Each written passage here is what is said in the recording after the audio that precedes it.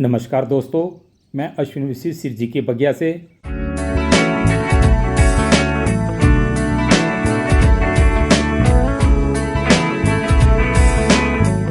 और यहाँ से मैं आपको खेती में होने वाले नुकसान को कम करने और कम लागत से खेती की पैदावार को कैसे ज़्यादा लिया जाए, ऐसे विषयों पर दोस्तों मैं अक्सर यहाँ बात करता रहता हूँ।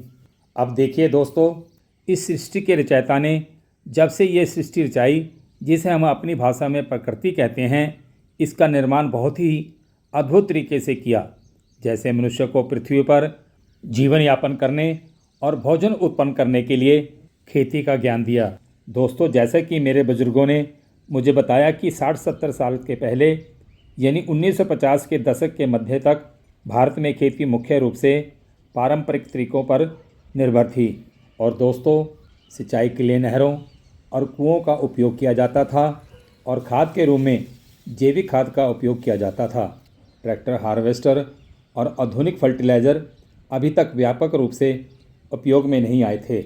पर अचानक हरित क्रांति के साथ भारतीय कृषि में नाटकीय बदलाव आया।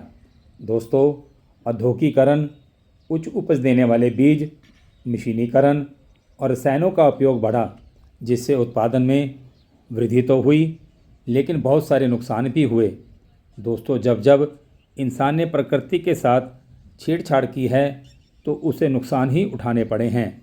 जैसे दोस्तों, रासायनिक खादों की वजह से सूक्ष्म जीवों का मिट्टी में ना होना या फिर कम होना, जलवायु परिवर्तन, आपदाओं में वृद्धि।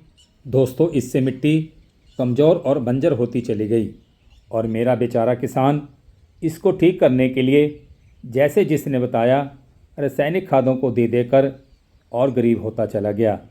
दोस्तों, किसानों की परेशानी को देखते हुए मैंने अब एक बीड़ा उठाया है दोस्तों, आप लोगों के सहयोग से।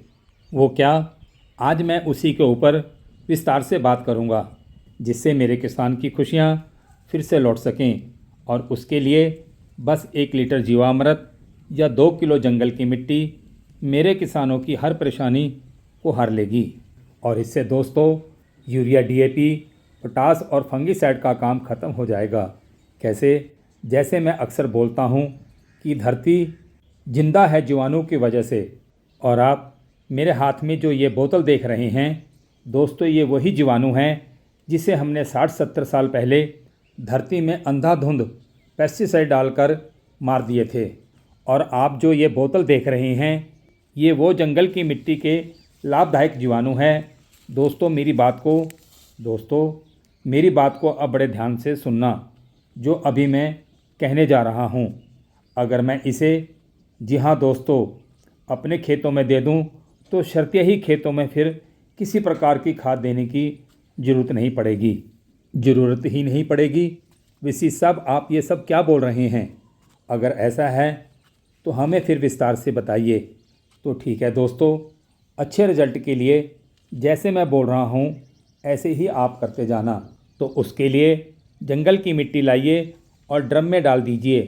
अब दोस्तों, 2 किलो जितनी ज़मीन है, 20 लीटर पानी 1 एकड़ ज़मीन के हिसाब से ड्रम में भर दीजिए। जैसे आपकी अगर 9 एकड़ ज़मीन है तो 180 लीटर पानी ड्रम में भर दीजिए।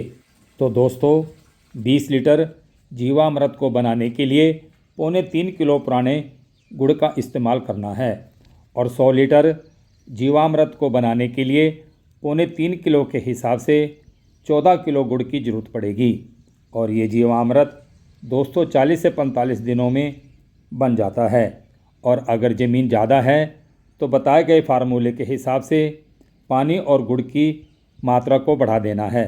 दोस्तों, जब ये जीवामृत ज़मीन में जाता है तो जैसे ये घास खड़ी है खेतों में, जिसे आप वीडियो में भी देख रहे हैं दोस्तों, जब इस घास को ट्रैक्टर से पलट देंगे दोस्तों, अब मेरी बात को आप बड़े ध्यान से सुनना और समझना, क्योंकि यहाँ से अब ये वीडियो बहुत ही इंटरेस्टेड होने वाली है।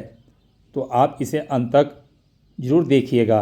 दोस्तों, इस घास को मिट्टी में सड़ा के हुमस बनाने के लिए दुनिया का कोई भी मैकेनिज़्म नहीं बना है मिट्टी में। ऐसा क्यों? क्योंकि दोस्तों, जीवाणुओं को तो हमने पहले ही पेस्टिसाइड डालकर मार डाले। दोस्तों ये घास ट्रैक्टर की जुताई से ज़मीन में दब तो जाता है, लेकिन जीवांश में कन्वर्ट नहीं होता और जीवांश ही फसलों का भोजन है। दोस्तों प्रकृति की जो सच्चाई है, जिसे मैं हमेशा ही कहता आया हूँ कि ये ज़मीन ही हमें आदिकाल से पालती आई है। इसकी हरियाली ही हमें ऑक्सीजन देती है, हमें भोजन देती है जिंदा रहने के लिए। दोस्तों खेती एक ज्ञान है और आज की ये आधुनिक टेक्नोलॉजी एक ऐसा खेल है फसलों के लिए जो हमारा कभी भला नहीं कर सकता। दोस्तों उम्मीद करता हूँ कि आपको मेरी कही बात समझ आ रही होगी। दोस्तों जब तक मेरी धरती माँ की गोद का कार्बन जीवांश 1% से ऊपर ना हो जाए, और ये कब होगा, जब इन घास को हम खरपतवारनाशी रासायनिक डालकर नहीं मारेंगे, जब तक हम गेहूं और चावल के अवशेषों को आग नहीं लगाएंगे। अगर दोस्तों हम ऐसा कर लेते हैं और इन सबको ट्रैक्टर की मदद से ज़मीन में पलट देते हैं, तो ये अवशेष नमी पाकर कार्बन का रूप ले लेंगे, और जब ये जीवाणु, मेरे कहने का मतलब जो हमने ड्रम में बनाए हैं, जब ये मिट्टी में होंगे तो ये उस कार्बन को खाकर जीवांश में बदल देंगे। दोस्तों ये जीवांश ही हमारी वनस्पतियों का भोजन है। अगर दोस्तों हम इतना कर लेते हैं तो फिर हमें क्या ज़रूरत है फर्टिलाइज़र की, क्या ज़रूरत है हमें पेस्टिसाइड की।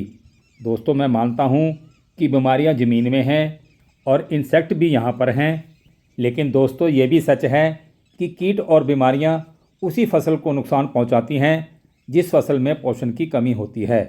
दोस्तों इस बात को प्रूफ करने और आपको समझाने के लिए मैं एक उदाहरण देता हूँ। जैसा कि जंगल में कोई बीमारी नहीं है, दोस्तों जंगल में लाखों वनस्पतियाँ होने के बावजूद वहाँ पर कोई बीमारी नहीं है। जंगल में कोई कीड़ा नहीं है, जंगल में दोस्तों कोई फर्टिलाइज़र नहीं डालता है, जंगल में कोई पानी भी नहीं लगाता है, लेकिन दोस्तों जंगल फिर भी हरे भरे हैं, और वो भी सदियों से। लेकिन अचंभे की बात है कि मेरे किसान की फसल ही नहीं बढ़ती बिना फर्टिलाइज़र के, बिना स्प्रे किए, कीड़ों को मारे बिना, और बिना सिंचाई के उसका काम ही नहीं चलता। तो दोस्तों अब आप समझ गए होंगे कि इस आधुनिक टेक्नोलॉजी ने ही किसानों को यहाँ तक लाकर खड़ा कर दिया, और मेरे किसान ने जिस खेत में वो खेती करता है वनस्पतियों की, उसे उसने बंजर बना दिया।